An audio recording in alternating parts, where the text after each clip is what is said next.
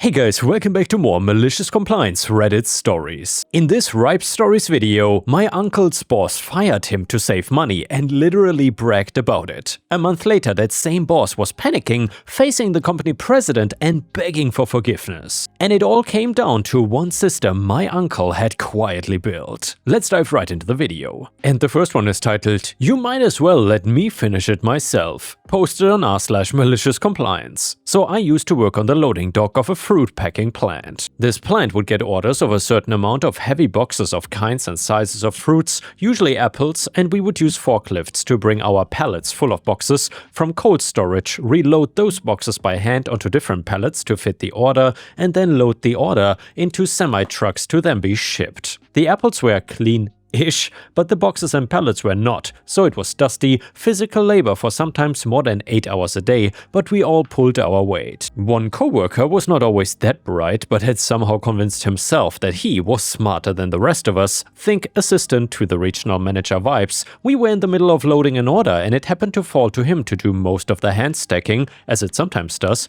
while the rest of us were finishing other necessary jobs. The previous order I had done most of the hand stacking, which was fine, while he had been somehow nowhere to be found till the very end. It's okay, stuff happens, but it was a pattern with him and our supervisor never seemed to hound him for it. So now he's doing the heavy lifting and I have the option to immediately join him and help, or let my own muscles rest for a minute by doing a different necessary job of tying the tops of fully loaded pallets before jumping in. I chose the latter, still physical but not as. By the time I was done, he was still stacking. I knew there was only one room for two to stack at a time and I looked to the other guys to see if they might help instead, but they were still finishing up their own jobs. Since I was the earliest done, I figured I should just help him and get it over with. I walk over, grab a box, break the glue that holds it to the other boxes so the entire stack does not fall apart, and then get ready to lift. And that is when he said it. "You might as well let me finish it myself." For whatever reason, this had been a thing my supervisor had been saying the last few days when coworkers had been slow, kind of teasing them but also trying to light a fire too. So here's him borrowing my supervisor's line, directing it at me. I could see he was angry and felt justified. I froze, box in hand, glue half broken, and looked up at him and said, "Okay." I let the box fall and walked across the dock to where I now see the rest of my coworkers and my supervisor watching us. Their work was done and they were all standing there waiting for Shane to finally be done with this. I just realized they had seen and heard everything, and I expected my superior to chew me out because he had always been adamant about not letting stupid arguments get in the way of our job, but he didn't say a word. None of them did. I maintained a calm, casual pace across the dock, almost feeling Shane's eyes, you might as well call him Shane because why choose a fake name at this point, bore holes into my bag. Then I joined the rest of them to watch Shane finish his stack. It was only a couple more minutes, but it was glorious. It was as if we were all just taking a moment before the next order, but no one else crossed that dock to join him. I watched as the moments stretched box after box and could almost see his mind trying to work out what exactly had just happened, like gears spinning but not engaging. I've worked a lot of crappy jobs with not always the best of people, but this moment I keep coming back to. It makes me smile. And yeah guys, if you enjoy the malicious compliance stories, please don't forget to like the video and maybe even post a comment because that would help me tremendously. The next one is the fantastic title malicious compliance story, which is titled, "You Wanna Fire Me to Save a Quick Buck? Go right ahead." So I recently met up with my uncle and while talking about my major, programming, computer science, he told me a story of when he got a promotion in his current position by getting fired. So for context, several years ago my uncle Herbert had a jerk of a boss who would always flaunt his status of being a manager to the lower ranked employees and would also be critical of them for the smallest things. Like taking 2 or 3 minutes too long on breaks, talking to your coworker for even a second, or taking a sip from your water bottle at your desk. My uncle and his coworkers hated this guy, but they loved the job so they just put up with him for the time being. Uncle Herbert told me it was so bad nobody wanted to even interact with him outside of work and he was not invited to any parties or get-togethers either. One day, boss decides to save money for the company by firing Herbert for poor performance and tells him the reason why is because they can hire for cheaper and they can save a quick buck. Now, Herbert is a calm and logical man. He's very skilled in programming and has years of experience under his belt by that point in his life, so he knows there would be loads of companies fighting for him. Herbert did not put up a fight about it and just cleared out his desk that day, and a month later, while looking for other jobs, he was called by boss telling him that he can get his job back, and when Herbert refused because he had a few offers already, boss revealed that he was in trouble for firing him with the president. Uncle Herbert explained to me that he coded the system they used to distribute assignments and organize tasks, which earned him the president's respect for his skill and expertise. So when he found out that he was replaced with someone who, as Herbert put it, would not know his ass from an array, he was understandably livid, especially since he didn't hear about it until just now. So then boss was forced to offer Herbert his position and a raise to convince him to come back, was then demoted and was even more ostracized for the way he looked down on people in the past.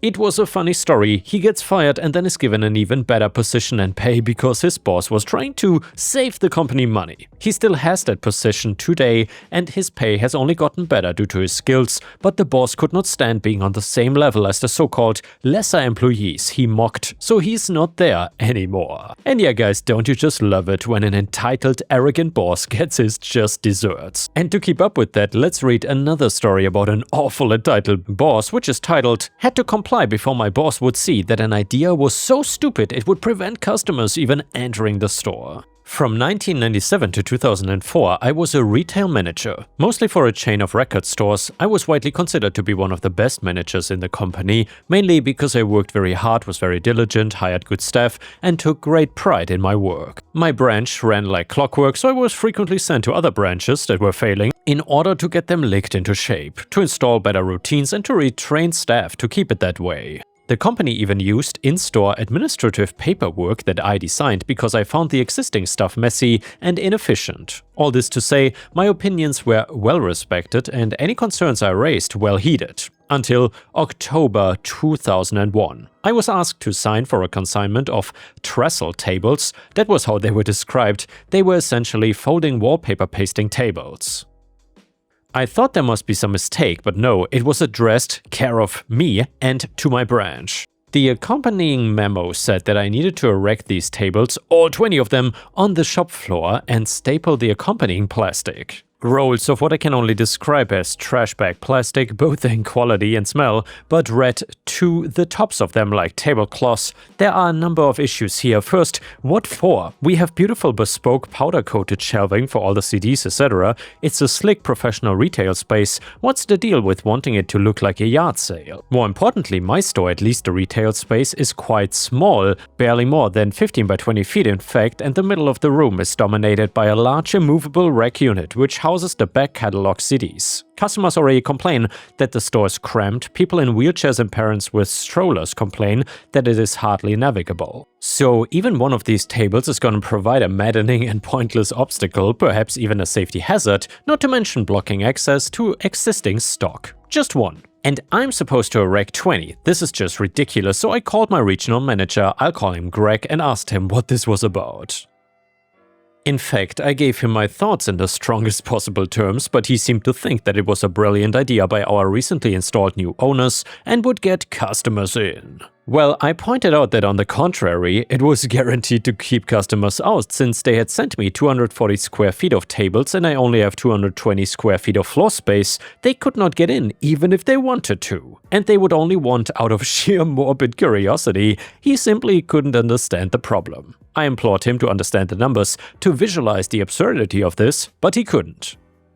He said it had all been worked out and every branch had the exact number of tables they needed. The conversation got heated and I said he was stupid if he couldn't understand this. He ordered me to just get it done and that he'd be down first thing in the morning to check compliance. And yes, I vividly remember him using that word before slamming the phone down. Well, I was infuriated but determined to show him the issue fully if that's what he wanted. I stayed late, alone, and wrestled these tables into place, having to carry each one down a long flight of stairs since deliveries are made to the top level of them all, what they call the service deck. It took me over 2 hours, cost me my back and many cuts and bruises, but I managed to get 18 of these tables in place, complete with tablecloths stapled to them. My beautiful shop floor is now a 3-foot high sea of crappy red plastic with barely a single square foot of floor space to stand in. I made sure that there was a navigable path underneath, and since I still needed to set the alarm and get out, I did so, having to literally army crawl under the tables to the exit, just managing to get the shutter down and locked in time. The next morning, about 8:35 a.m., Greg was there as promised. Having gotten there before me, he was standing in stunned disbelief looking through our grill shutter at this scene. "What have you done?" he said, somehow in disbelief. "Well, I did exactly what you asked for. Exactly what we talked about yesterday. Wait there." I slid the shutter up and army crawled back across the floor to the alarm to disarm it before shouting back to him, "That's what I have to do just to get in. What do you propose the customers do if they want to buy something or even look at a product? Should they walk on top of the tables or crawl underneath?" Greg's eyes were like dinner plates as he stood helpless at the entrance. How he couldn't picture this in his mind yesterday, I don't know, but I think he sees the problem now. "Actually, Greg, this is only 18 of the 20 tables. We could stack the other 2 on top if you want." If it sounds like I'm being more cheeky to my boss than a person should, it's because I already had decided I was gonna resign in due course. I was done with this. He shook his head despondently and said, "Let's just clear this mess up." He started at his end and I started at mine. Annoyingly, the tables now won't even fold in half easily because of the plastic stapled to the top of them. I ended up using a box cutter to slice the join, while Greg angrily slashed at it with a car key. It took us at least 40 minutes to get them all folded away back upstairs and the shop floor clean. The store opened late as a result, with the resultant annoyed customers, and Greg spent the next hour using my store phone to tell head office what a stupid idea it was and that they had to urgently rethink this. And the next one is titled, "You wanna fix our working hours? Well, our contracts have something to say about that." Posted on r/MaliciousCompliance. Early last year we had a new manager take over the department. He previously headed another IT department in Germany, but moved to Switzerland to take the role in ours. Our team is spread over Switzerland, Spain and Mexico, with second line in Spain and Mexico and third line in Switzerland and Spain. It was a few months before he started making changes, and they were mostly small. We had to record how much time we spent on tickets, provide weekly updates on our changes and projects, and our monthly department meeting became fortnightly. It meant a bit more bureaucracy here and there, but it was mostly fine. Nothing excessive, but about 6 months in, he made a change that none of us really liked. So while Switzerland and Spain are both in the same time zone, in reality our times don't really line up. Employees in Switzerland will start at any time between 7 and 8:30, while Spain can start later than 9 a.m. Lunch in Switzerland is often from 11:30 to 12:30, while Spain will wait until 13 o'clock or later. Home time in Switzerland ranges from 15:30 to 17:30, while the team in Spain will often be online until 18 o'clock. This means that meetings between the third-line teams usually take place between 9 to 11:30 and 14 to 16 o'clock, in other words, about 4.5 hours a day. Outside of those times, you risk people not having started yet, having already gone home, or being out for lunch. This is what our new manager did not like. While he couldn't really do much about lunch times, he saw the opportunity to align our start and end times. After reviewing people's calendars, he determined that enforcing an 8 to 17 o'clock working day would cause the least amount of disruption to our schedules. This would increase the number of hours where we are all available by 2 per day or 10 per week, and when he told us about the change, none of us were happy. Even those that wouldn't be impacted, because it already aligned with their usual start and finish times, were annoyed on behalf of those who would be impacted. When we asked why that change was being made, we were simply told it was about us all being online together more. Some people complained that it would impact our work commitments, and we were told he would make allowances, but only temporarily. One guy said that he only takes a 30-minute lunch break, so this would mean he goes over his weekly hours. The manager said he would look into that, and then an older member of the team asked if he had run it by HR. The manager said no, this is not something he needs to run by HR. The same guy then asked if we would have to start recording our hours. The manager said no, this has nothing to do with recording hours. It turns out the manager made a mistake here. You see, in Switzerland, by law, employees need to record their working hours and employers need to retain records to ensure compliance with labor hours. And well, there are, however, a few exceptions. Smaller companies can simply record the number of hours worked each day. Meanwhile, senior employees can be exempted from logging their hours if they meet a certain salary threshold, and their role allows for autonomy in the hours worked. All the engineers on the team based in Switzerland had signed this waiver. It was actually not uncommon for us to work 11 hours on one day and then 5 hours on the next one. It was not uncommon for us to work 30 hours in one week and then 50 the next. We never recorded these hours and we never explicitly told our team leaders or managers. It was simply understood that some days or weeks would be busy, and as we managed our own time, we would make up for it later. We were trusted to manage our own time.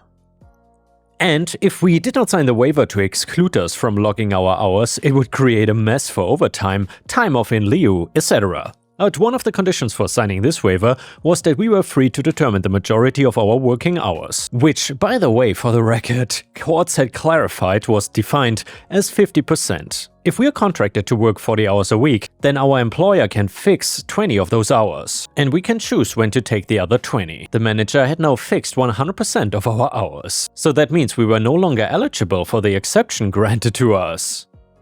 For us, we could continue working the dictated hours and legally we would be fine, but if someone reported our employer to the government, the company could be fined and potentially be forced to log all employees' working hours or lose the ability to file working time waivers. In other words, engineers couldn't work out of hours to perform maintenance and updates, and the impact to the company could be huge. So the guy that asked the question went straight to HR, informed them of the manager's new policy. HR, recognizing the legal risk that such a policy could create for the company, went straight to the manager's director. The policy was put on hold later that day. On the Friday of the same week, another meeting was held. The manager apologized for not familiarizing himself with Swiss labor laws before implementing the policy and instead decided to implement a new one, which would be legally compliant. Spain would continue with their 8 to 17 o'clock working hours. For Switzerland, 50% of our working hours would be fixed, 8 to 10 a.m., 15 to 17. In short, the first and last 2 hours of the day were fixed and we would have to fill in the rest with our free hours. It was dubious at best. I look at my calendar for Monday and see that I have a meeting at 11 o'clock and another one at 15 o'clock, so I quickly ping a message to the 2 people on the 11 o'clock meeting, and then Monday comes around. At 6, I log in and see the 2 other members of the team I'd spoken to on Friday are logged in from home. I drop them a message to say hi.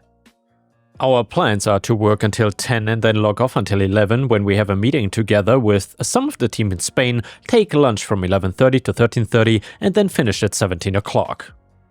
2 people arrive in the office at 7 o'clock, having planned to take a 2-hour lunch break in the city. The rest of the team based in Switzerland, another 4 people, logged in at 8 a.m. and quickly hear what the other half of the team were doing. One was working from home, so wanted to be done as soon as possible, and one had an appointment at 17:30, so had to stick to the manager's implied schedule, but the other 2 that were in the office had free time that evening, so at 11:30 they left the office and then returning just before 15 o'clock, having spent the afternoon on a boat sailing around Lake Zurich. At 17 o'clock, they both left the office and clocked up the rest of their hours working from home.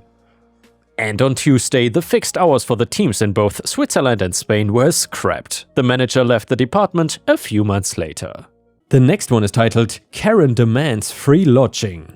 I have a short-term rental listed on Airbnb. It is near a huge annual motorcycle rally that attracts between 500 to 900,000 people, or more. The counting technique is complex, from all over the world. My sister and I grew up here, and it was not until recently that she showed any interest at all in this event. Now that she lives on the other side of the country though, she is all about it. My rental house is next door to my residence and the only one I have. It's also my only job. We have a very defined tourist season and I need to hustle and make bank to get through the winter slow season. She knows how this works. My sister informed me one day that for this year's event she would like to rent out my rental house. I told her in no uncertain terms that I'm a very direct person, that if she were to do that I could offer her no discounts because that week is absolute peak season and my rates reflect that. It is a 3-bedroom, 2.5 bath house in a historic yet centrally located neighborhood. It has a patio and a Harley-Davidson themed carriage house that has been converted to a bar room and offers motorcycle parking inside the carriage house. She impatiently stated,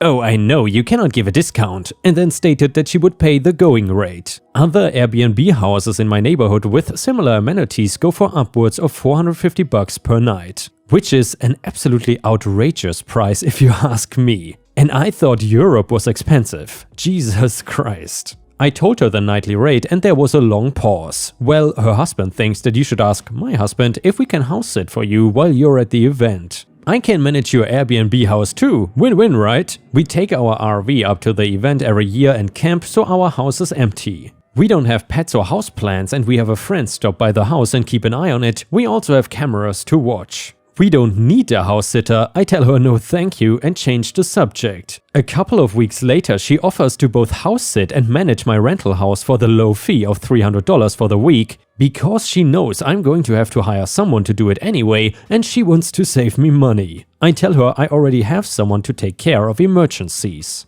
No thank you. So basically she wants me to pay her to stay in my house. And obviously she is a total Karen, and I don't want her interacting with my guests whatsoever. The absolute nerve this woman has. The next one is titled, Yes, Even I Can Sell You This. Many moons ago I worked in a department store. It was a weekend contract gig while I was at university. It had departments for a variety of things, and for no particular reason I ended up in the basement on homewares. No grumbles from me. Money, even if it is minimum wage, is money. Work was easy and my team was awesome. The first week there, I recall someone saying, retail would be great if it wasn't for the customers. And yeah, I was saddened. What a morose mentality to have for the place you spend most of your waking week. It took me a few years to figure out it was 100% true. The amazing customers absolutely do not outnumber or overshadow the monsters. One thing in retail is that I did not realize was how amazingly helpful a good memory is. And believe me, back then especially, I had a phenomenal memory. Which is something I definitely cannot say about myself. My memory is garbage. Anyway, we had to type in dissection codes and prices into a printer for barcodes and place them on stock. I very quickly got a reputation. See, most people would remember their specialty codes. They were 15 digits long. That is still good. A few seasoned withered husks with manager name tags would remember a few other specialty codes. I had them memorized for the entire basement, 7 departments, hundreds of codes. They were formulaic per department, so once you remembered each department formula, you just had the last 4 digits per dissection. After a while of being noted for this, I got moved from the cook shop, global knives, Alessi teapots, etc. into home care, electricals, vacuums, pressure washers and irons. You think a good memory is helpful for printing labels?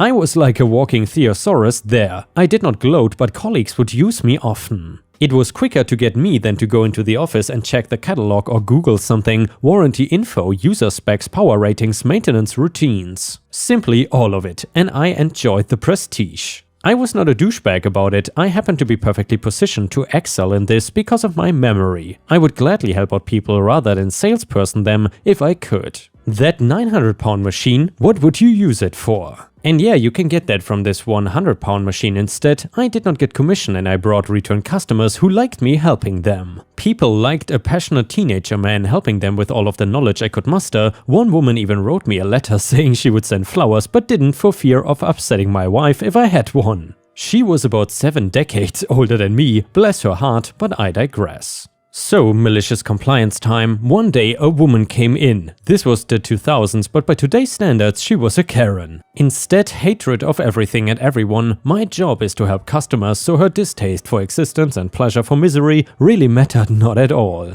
She is picking up various generator irons on the shelf, inspecting them and looking out of her depth. These things can be used in home, and some of the models we stocked you could use professionally. They started at expensive and went up to crazy money. It was pretty normal I would have to go through all of the specs for customers. If you're going to part with £250 for an iron, you want to know what you're getting for your money. I get it. So then I walk over to her to help. Anything I can help you with today, madam? She looks at me like I'm a fart that has just gotten into an elevator with her and says, I want to buy an iron. The way to state the obvious, but the customer is always right, so I smile and go on. What type of iron are you looking for? Are you using it at home or professionally? It's for my personal use. I'm the woman of the household. Now, the way she stressed woman was not a gripe at her lot in life, it was more like when someone reminds you this is their turf, their speciality, their baby. And yeah, hey, no problem by me, I'll see if I can help with that. No problem at all. This model here is normally used commercially and you cannot access the water tank. Since it generates such a lot of pressure, you have to buy these cold stop cartridges to prevent limescale buildup.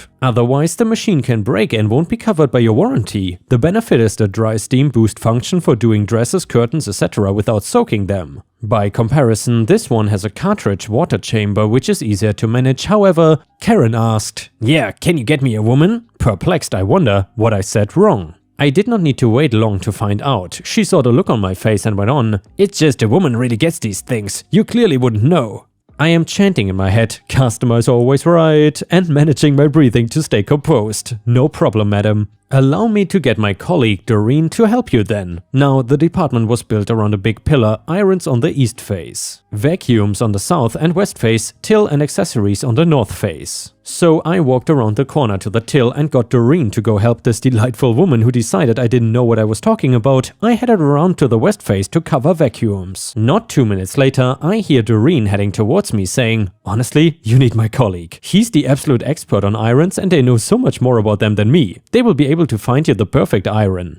That woman's face as she realized it was me she was being brought to as the expert on irons was priceless. She fumbled a quick question on a Morphy Richards unit to justify coming back to me and then quickly hit the escalator to get the hell away from the awkward she had generated. And the next one is a funny petty revenge story that is titled, "Boss wants thermostats set to 62F, I recalibrated them." When I was an apprentice in the mid-1980s, the drunken owner wanted the thermostats in the shop set to 62 Fahrenheit, aka 16.6 degrees Celsius, in the dead of winter. Long, narrow industrial building, and heater and thermostat at each end. I worked in the middle near a door, which really sucked. Doesn't sound cold, but when your job requires you to stand still all day, yes, it sucks and get really cold. By the way, I'm sure it was colder in other workplaces, but it doesn't matter. Mysteriously, the office was always 72 to 75F, which was strange. So one day, I took the covers off both the thermostats in the shop,